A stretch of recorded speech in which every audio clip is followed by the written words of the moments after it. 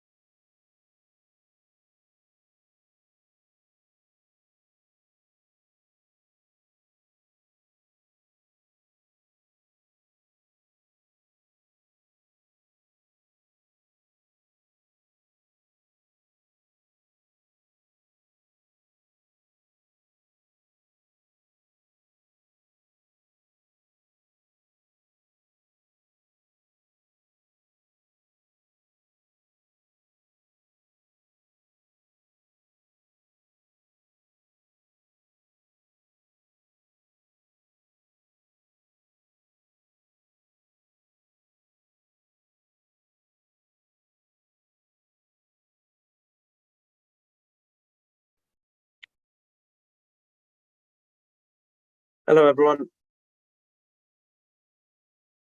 We'll just get started now. Today, we're going to do kinetics. It should not be too long. The focus today will be on AS kinetics.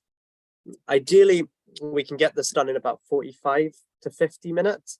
So it might be a slightly shorter lesson, but it will be really important. And I'm going to try and go slowly just to understand the different concepts that are involved in collision theory and rates of reaction.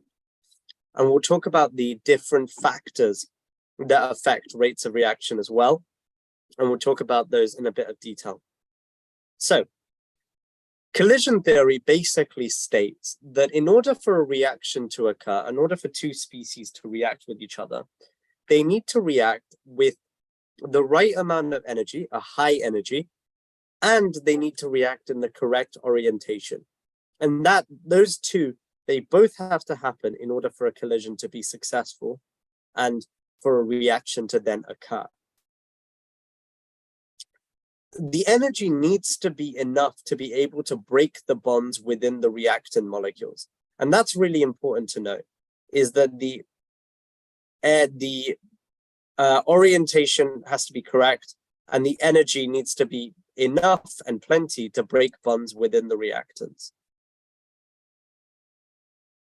Again, when we're talking about orientation, the orientation needs to be sufficient to break or form bonds, but also to stop them from bouncing off each other, because there are specific areas for reactions to occur. The activation energy is defined as the minimum amount of energy needed for a successful collision to occur between particles. This will lead to a reaction. It is the energy barrier that reactant particles have to overcome to react. It's basically the boundary line.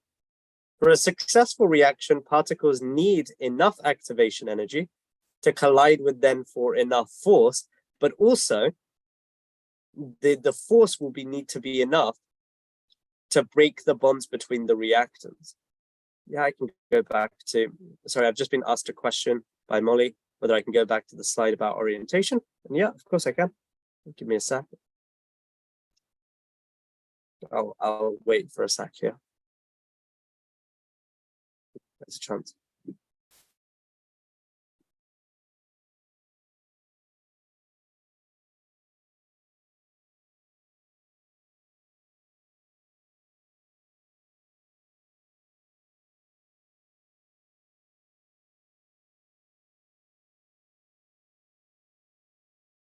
Okay, cool.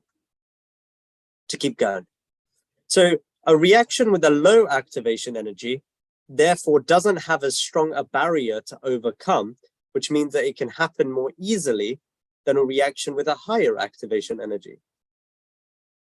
Because a reaction with a high activation energy will require a large amount of energy to give the reactant sufficient particles to react.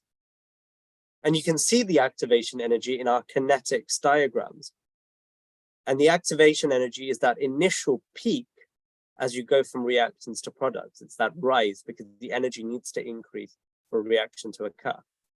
Remember, and this is really important about collision theory, that if a reaction is happening, even if it has the right amount of energy, if it happens with the wrong orientation, it's not going to work.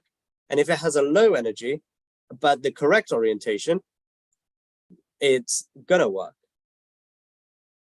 And then if it has the high energy and the correct orientation, then only then will it be a successful collision. A collision may not lead to a reaction if the particles do not collide with sufficient energy or do not collide with enough orientation. Rate of reaction is defined as a change in the amount of energy, the amount or concentration of a reactant or a product over time. And it's basically a mathematical definition. It's not a practical definition, it's an equation definition. The way to calculate rate of reaction, change in mass of product / reactant, which should be the same, divided by time. Very simply put, it is literally a practical mathematical definition which has a calculation equivalent. And hence, this change in the amount of product or reactant over time. And the rate, therefore, is moles per decimeter cubed, which is a concentration based, per second. It could also be grams per second. It could be any other unit of volume or measurement. It could be decimeter cubed per second. It could be whatever unit of measurement they give you for it. The other way to do this is if you've been given the concentration time graph, if you work out the gradient of the graph, that is equal to is a measure of the rate of reaction. If they ask you to work out, let's say you had a slightly different curve. Let's say you had a curve more like this, for example, for a reaction, and they ask you to work out the rate at a particular point, let's say at like 2 seconds. The way to do that is to draw a tangent to the graph at your point and then measure the gradient of the tangent to the graph at that particular point. So if you're working out the overall rate of reaction, you can just work out the gradient of the line. And if you're working out the rate of reaction at a particular point, you can work out the gradient of the tangent to the graph. And I've been asked a good question here by Kay. Does the tangent have to go through the origin of the graph? No, the tangent doesn't have to go through the origin of the graph. The tangent merely will have to meet at that particular point.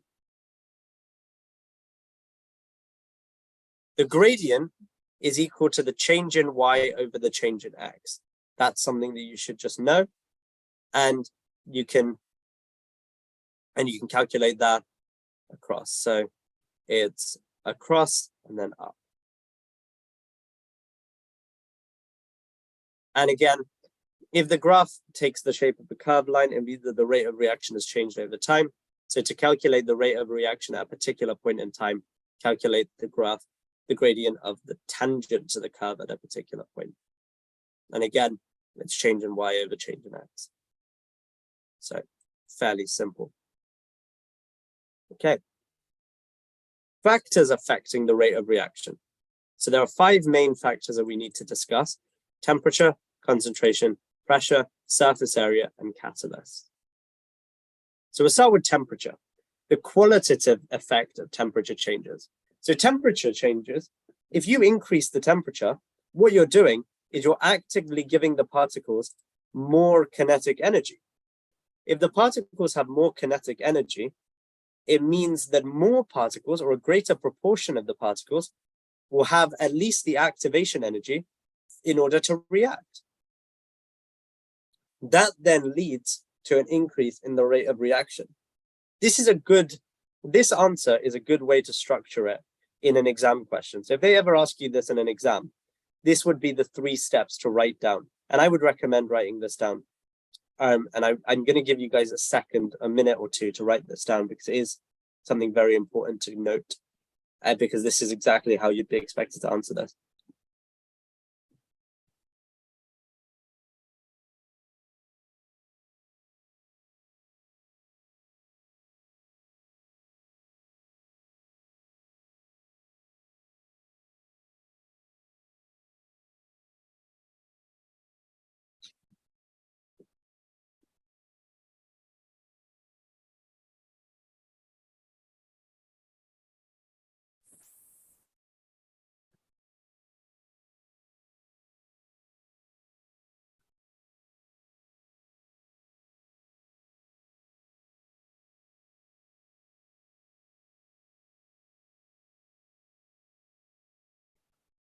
Give you a minute, another couple of seconds to write that down.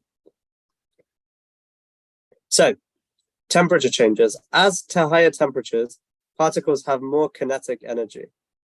Particles move around faster, more collisions per second, more successful collisions per second. A greater proportion of collisions have energy greater than the activation energy, which then means more successful collisions per second, which then means a greater rate of reaction.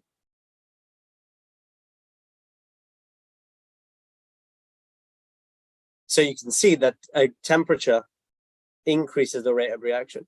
Now, in some biological rates of reaction, like in enzymes, there is a peak point, and then after that, the enzymes will then denature, so the rate of reaction will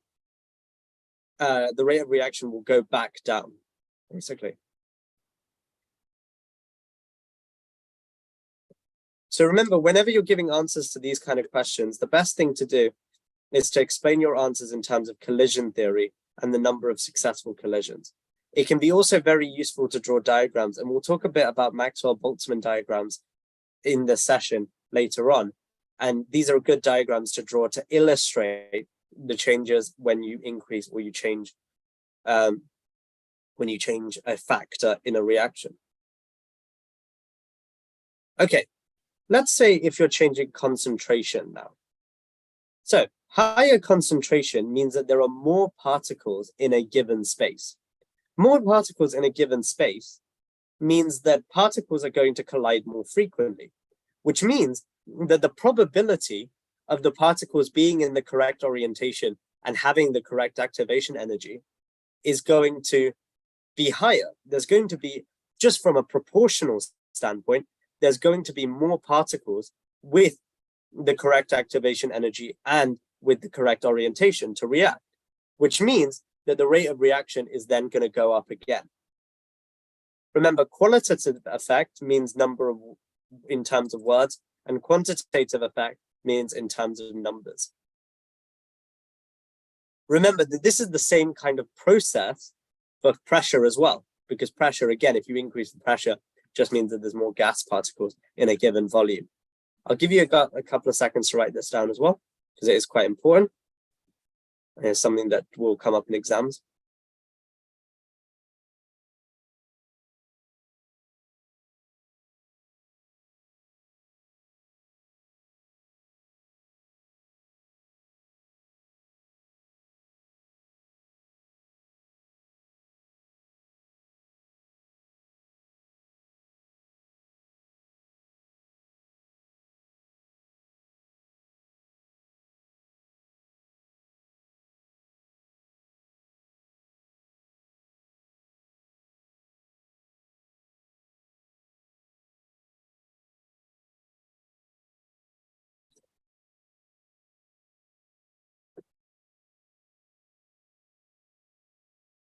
Okay, carrying on. Pressure and the rate of reaction is exactly the same. So the process is pretty much identical. There are more particles per unit volume, which means that there are more collisions per second, more likely that those collisions are going to have the correct orientation and the correct activation energy, which means that the collisions are more likely to be successful. So it's exactly the same thing. Again, I'm going to give you a second to write this down.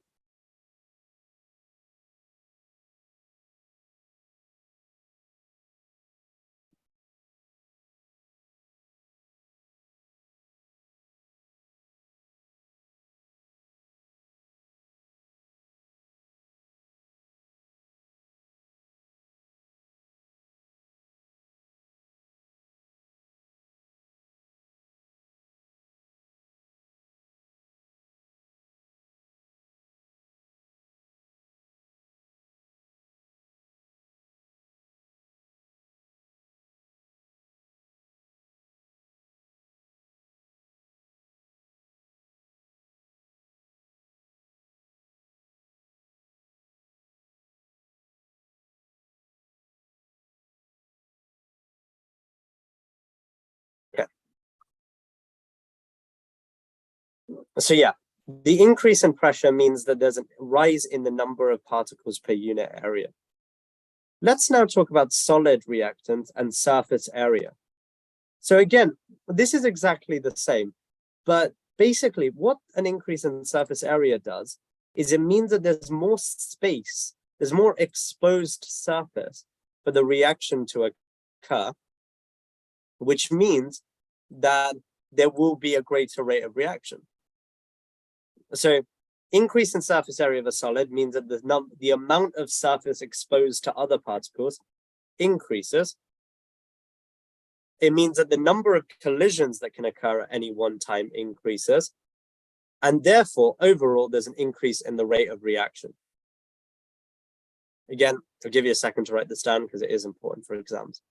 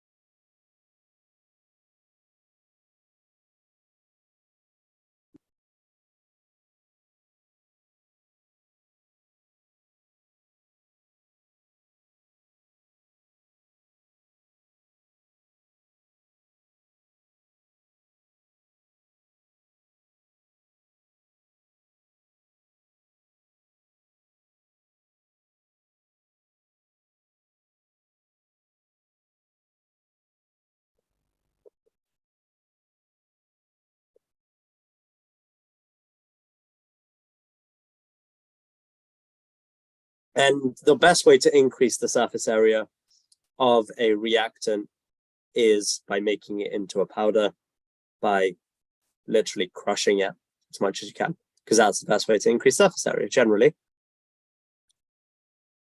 Right. I'm gonna open up to any questions about surface area, about rates of reaction, about anything related to that. And in the meantime, I'm also going to do a quick plug. If you are able to, fill out a review, it would really help me. It would help me know about the lessons, if you're enjoying them, if they're proving to be useful for you guys. And it would also help just with general. And if you do fill it out, if you fill it out and you put your email in the chat, what we can do is we'll offer you 1 free hour of tutoring to one random person who fills out a review and then puts their email in the chat. We'll give away 1 hour of tutoring to one person that does that. That would be really helpful though for me. So I'll wait a couple of minutes. I'll leave it open to questions. I know this hasn't been as intense a session. There isn't as much to talk about generally with kinetics. It's quite baseline stuff. Maxwell-Boltzmann is the only really new bit about AS kinetics that you have to learn. So it will be a slightly shorter lesson, but if you have questions, this is really the best time to ask because, again, it's open questions.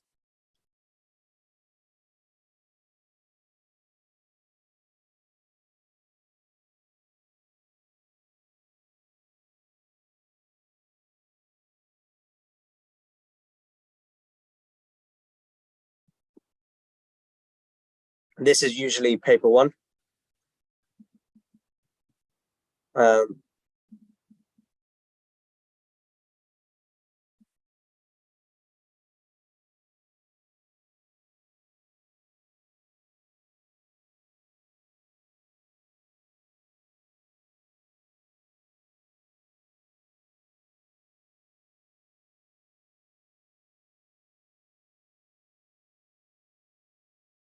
It depends on the spec, but for most people, it'll be on paper 1 because it's module 3.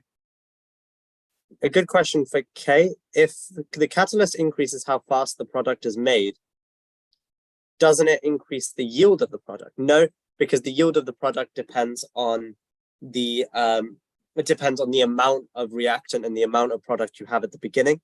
Because remember, the yield is just the mass of the product that you're producing. The catalyst will just increase how fast you get there.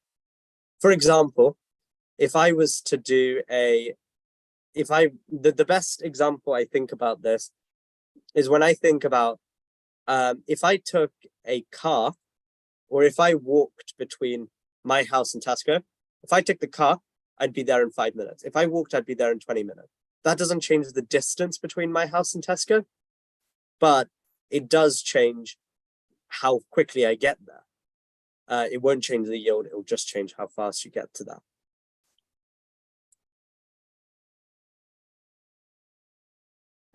If people could fill out that form.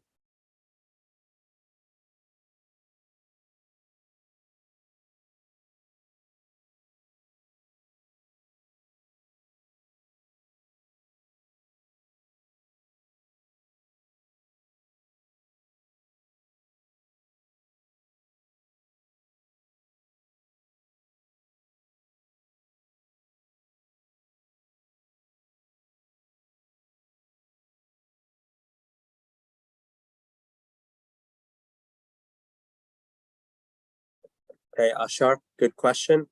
After today, probably. I do think Arsenal will win the league.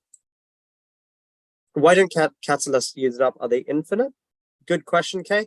Again, catalysts don't get used up because they are intermediate products. So what happens is they get broken down into something else halfway through, but then they get reformed by the end. So when we're talking about providing an alternate pathway, what they're literally doing is they're changing themselves and then they're getting reformed at the end. Are there any definitions you have to know? Well, you have to know the definition for rate of reaction, obviously. You have to know the difference Yeah, you have to know the definition for rate of reaction. That's the main one you need to know about. From this, obviously, you need to know the definition of a catalyst. You need to know the definition of surface area, volume. Okay, if anyone else is filling out the form, feel free to put your names in the chat, put your emails in the chat. We haven't got many emails so far.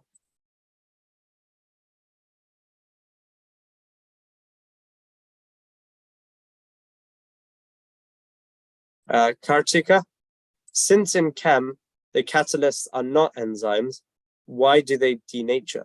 Catalysts won't denature in chemical. Chemical catalysts don't denature. Only biological catalysts denature because they're proteins and they get affected by temperature.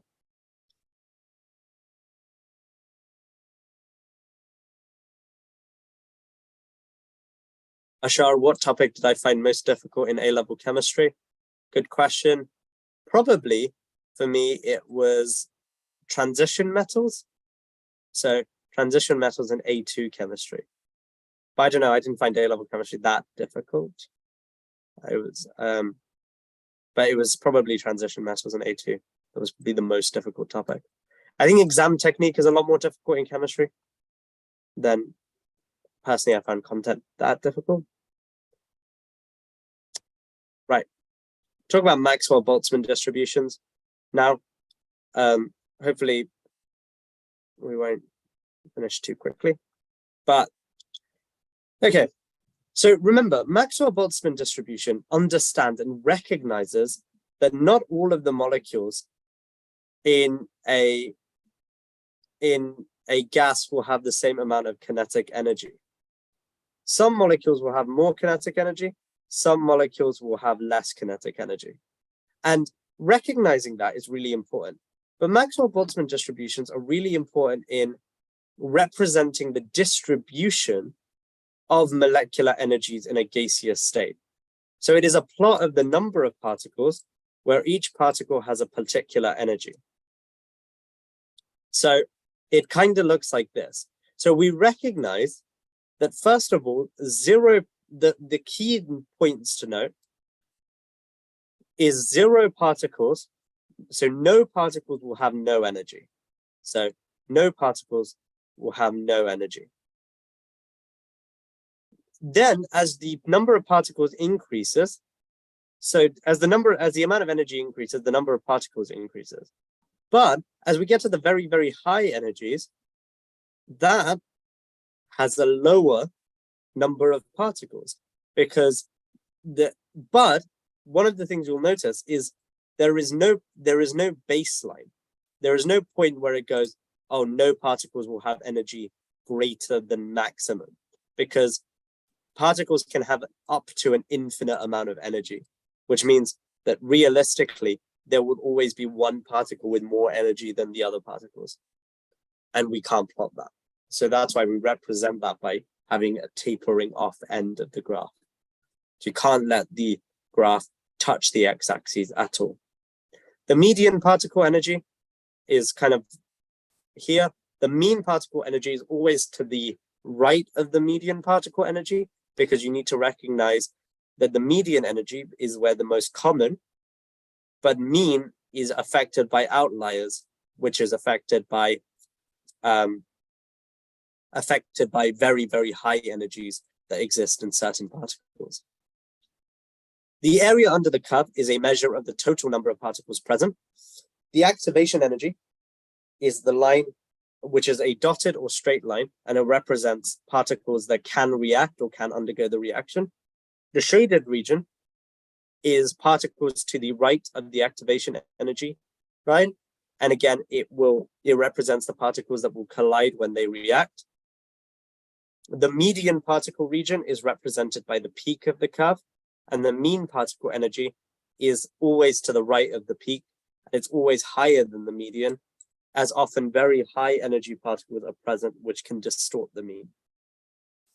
Okay, let's try and, I'm going to leave this blank one open for you guys. And what I'm going to do is I'm going to let you kind of take this down into your notes and try and label them. And then I will label them again for you, just so you can see.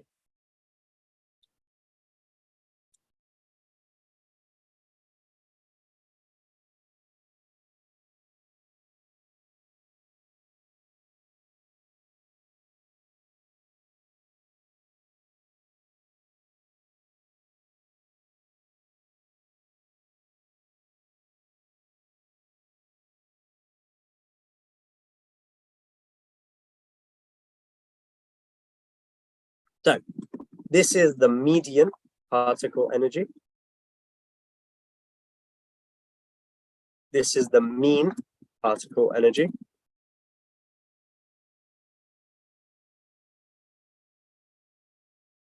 This is the EA, or activation energy.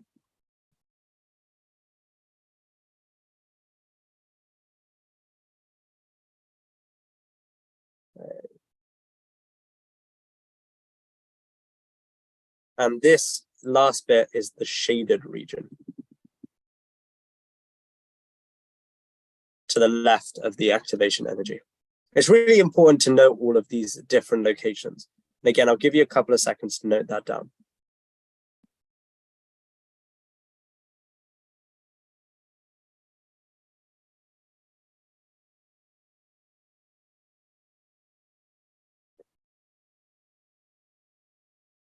Kate, good question. Could I repeat what the shaded region shows? Yeah, so the shaded region is all the particles with an activation energy greater than, with an energy or a kinetic energy greater than the activation energy. And so these are all the particles that would be able to react if a reaction was going on, is basically the representation of it. To put that simply, is all the particles that could react if the reaction was occurring.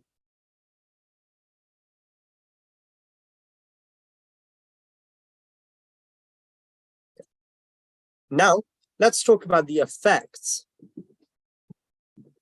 Can you predict how many particles would react for a reaction then? You can't predict in terms of number how many particles would react in a reaction, but you can predict sort of the relative proportions when you change certain factors. So for example, if we're talking about temperature, if you have a temperature increase, what you're doing is you're shifting the entire curve to the right, because what you're doing is you're increasing the number of particles with a higher number of energy. The problem is, what you're also not doing at the same time, bad drawing, these are really bad drawings. Okay. The principle can be understood. All right, that's the best we're getting for this drawing, because I'm trying to do it with a pen.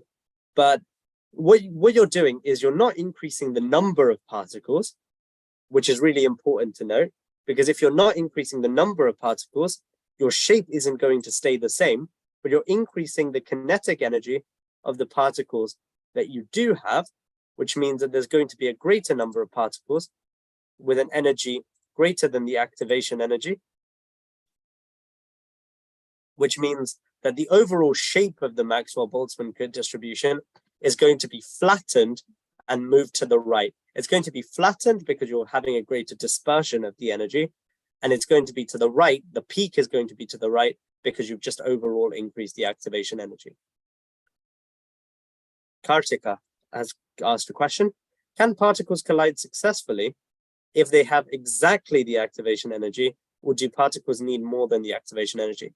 They would react successfully if they had the right orientation and exactly the activation energy. The activation energy is the minimum energy required for two particles to react. And Ashar, why will the peak move to the right? The peak will move to the right because you've increased the activation energy of all the particles, which means that in general, the median particle energy is going to be greater, which means that the peak moves to the right. So the peak lowers and shifts to the right. And that's really important to know. There, therefore, is also a greater number of particles with energy greater than the activation energy, as you can see here. There's a greater number of particles now, which means that the shaded region is also going to be larger, which means that there's a greater fraction of particles with enough energy to react, which means that there's a greater rate of reaction. And we've discussed this in the previous kind of talk earlier today, which means that increasing the temperature, why is it lower? It's lower because you're not increasing the number of particles, but what you're doing is you're increasing the number of particles sort of further to the right, which means that overall it kind of flattens. The curve generally flattens. And so increasing the temperature increases the proportion of particles that have at least the activation energy to react, which means it increases the area of the shaded region, hence the rate of reaction increases. And a small increase in temperature leads to a large increase in rate because it leads to a large increase in kinetic energy. If you want to write this down, this is really important. And I will draw a Maxwell-Boltzmann distribution on the side just to show you how you should do this in an exam.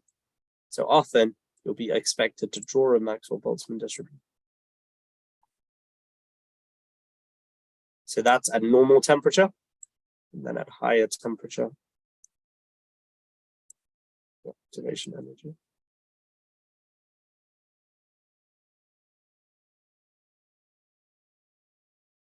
And that's what you'd be expected to replicate in an exam. T1 and a T2, where T2 is greater than T1. So again, I'll give you a minute to write this down.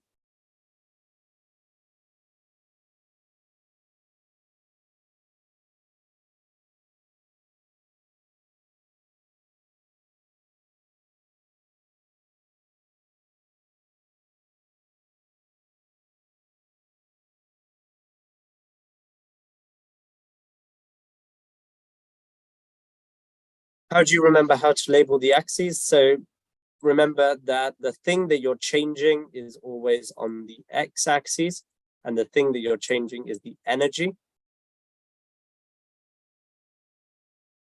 And the thing that's staying the same is always on the y-axis, or the thing that is being affected is on the y-axis, which is the number of particles.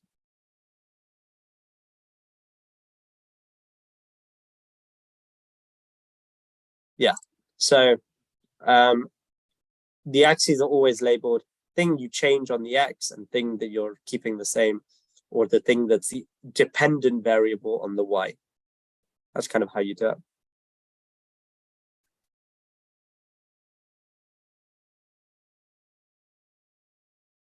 Okay, that's temperature. Now, catalyst, quickly, we'll talk about this. So the definition of a catalyst is a substance that increases the rate of reaction without being changed in chemical composition or amount. And the way that it works is it works by providing an alternative route to a reaction which has a lower activation energy. And the way it does this depends on whether the catalyst is heterogeneous, which means it is in a different state to the molecules that it's reacting with, or it's homogeneous, which means it's in the same state as the molecules it's controlling the reaction. Yeah, so a heterogeneous catalyst is in a different physical state or phase from the reactant, i.e. iron in the Haber process. So iron is solid in the Haber process, whereas nitrogen and hydrogen are obviously in gaseous forms. And the way heterogeneous catalysts work is they work by providing a surface for the reaction to take place on. The surface has a large surface area, and this facilitates reactant molecules to react with each other at a lower activation energy. And the three-step process of a heterogeneous catalyst working is adsorption, and note, not absorption. Absorption is the binding of a molecule into the substance, so it sort of goes into the structure. Adsorption is binding to the surface. So reactant molecules will arrive at the surface of a solid heterogeneous catalyst and form weak bonds with it. Then it will allow the reaction to work. So intermolecular forces in the reagent particles weaken and eventually break. And then new bonds form as part of the reaction. And then desorption is detachment of newly formed products from the surface of the catalyst. And again, the reaction profile of a heterogeneous catalyst is exactly the same as normally, how you would normally draw it. So it normally is just exactly the same, but has a lower activation energy. Homogeneous catalyst, same physical state or phase as the reactant, and it works by forming an intermediate species with the reactant particles, which then react to form the product and reform the catalyst. Yeah, so desorption, I've been asked a question here about repeating desorption. Desorption is where the newly formed products detach from the surface of the catalyst. So remember how they formed weak bonds with the surface initially. They're now detaching from the surface by basically breaking those weak bonds they formed with the surface.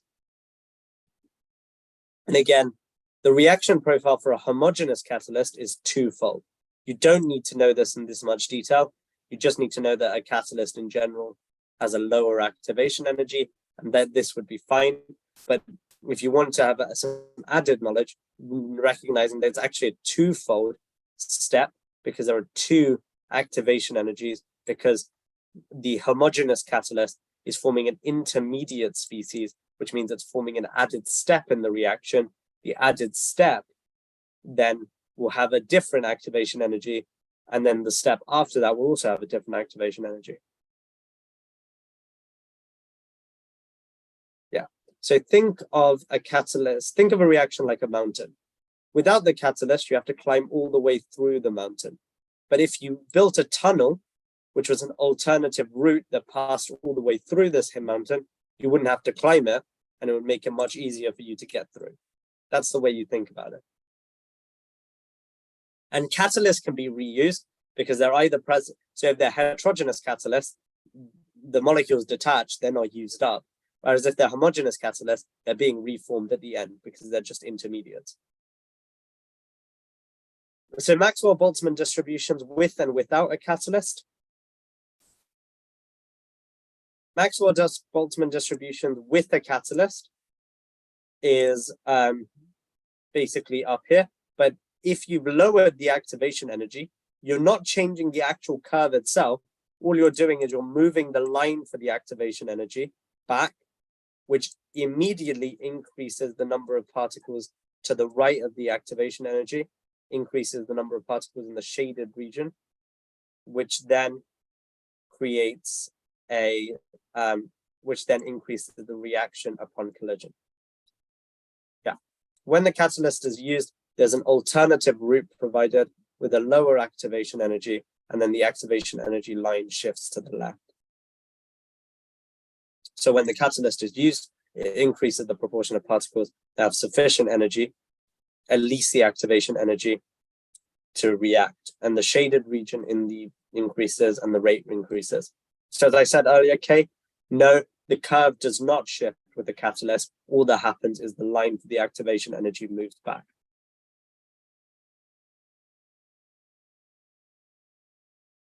And the benefits of having catalyst is catalyst use lowers production cost.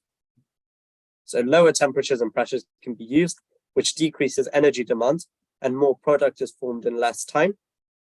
But also, catalyst use can improve the properties of the products. For example, polyethylene made in the presence of a catalyst is much denser, more rigid, and withstand heat than if it's not produced in the presence of a catalyst. Catalyst use makes reaction and industrial processes more sustainable because less fossil fuels have to be burnt and CO2 emissions are reduced. And catalyst use also decreases waste production. These are the benefits of catalysts. Right. If you want to write this down, I will give you a second to write this down.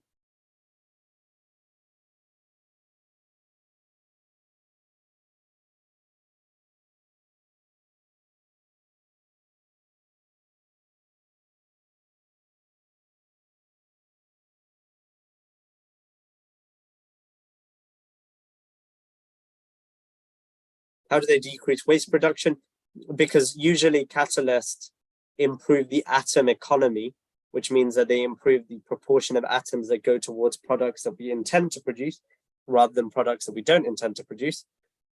And by improving atom economy, you're usually decreasing the waste products.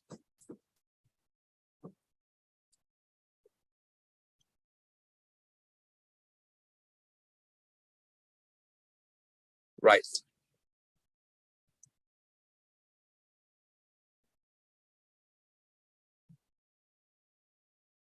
that's sort of it for kinetics, AS kinetics. There aren't anything else that you need to know, because kinetics is just about rate of reaction stuff. A2 kinetics are slightly more complex, and we talk about those in after Christmas lessons. But for AS kinetics, that's kind of it. If you have any questions, anything you want me to repeat, let me know. I will stay on for about 10 minutes, just to make sure. Okay, this is a really good question. Mumtaza, any pieces of advice to year 13s you wish someone had told you when you were doing A-levels? So if you're a year 13, I think the biggest thing is to remember that this isn't really the be all and end all. I don't know, maybe it was because my year I didn't actually sit my A-levels, and so I didn't sit the exams, but I did all the work for them, because I worked all the way up to revision period until about March. And I remember before the exams thinking that it was the be all and end all of my life, and if I didn't do these exams really well, it would destroy me and destroy everything that I'd ever worked for. When I think when once the exams are cancelled, I kind of realized that, you know, as much as they are important, and they will be very important to the next step of your life, they're not going to be everything. They're not going to be the make or break point. And I think the biggest thing to say is a lot of you guys will be medical applicants. And I remember doing the medicine application. And I think you guys will be the first year to do it fully, properly back to normal since I did it, which means that you'll have probably in-person interviews again. You'll probably have in-person, you know, everything. You'll be traveling across the country to different universities to do your applications. And I think one of the things I would say is enjoy it, because it is quite fun. You'll think it's mad saying to enjoy your A-levels, but it's a much more enjoyable time than people, you know. You've got a lot of people who are in the same boat as you, both online and in different communities. Make friends with them. I was very lucky because I had a huge group of people I'd met on Instagram just randomly that were doing medicine applications at the same time. And we were talking through the whole application process. We got to know each other. I met loads of people from my uni before I even moved in, doing my degree. So it was great. It was a great opportunity to meet people, and I did enjoy it. And I think it kept me motivated through it. So that would probably be my biggest advice.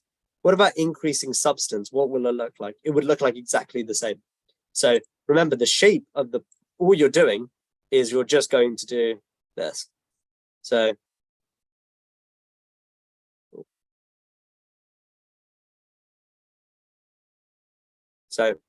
let's say you've got this particle, this one. All you do is the new one is going to be the exact same shape, but it's going to be just bigger. So it's going to do the exact same shape, exact same peak point. There won't be any changes. And that's why they never ask you about that in an exam, because there's no point. What course am I doing right now? I'm doing medicine. And so I talked about medical applications. Yeah, no, in Jamian, I hope I'm not pronouncing that wrong. As for drawing the graphs, should we label them, or is there no need? No, you would label them. You need to label energy and number of particles. How did I know I wanted to be a doctor? Not sure. I did work experience. I kind of liked it. It was fun. And I didn't want to do like an office job. I don't think I wanted to do something that was very repetitive, doing the same thing over and over again. And I'm not really sure I want to do medicine, practice being a doctor. I'm just kind of leaving my options open throughout my life. How did I learn all the content? Did active recall help? Yeah. So learning all the content, active recall was one of the big things I did. I used to do this thing where I would get a piece of paper. I'd write a name of a topic at the top of that, and I would literally write everything I knew about the topic. So I'd have all my learning outcomes, and then I would just write everything. And then at the end of that, I would check against the book. I'd be like, okay, did I get all of this? Now I don't do that anymore. I do flashcards. I do Anki, which has been a lot more helpful. It means that I'm not just mind-numbingly writing everything. Anki is definitely helping me. Like, it's keeping me question focused, which is the way it should be. Which uni? Ashar, good question. Glasgow. YG, I'm struggling choosing A levels. I'm not sure what I want to do. My mind doubts my choices. Are you not already doing A levels if you're kind of at this kind of talk? Because this is definitely targeted to A level students.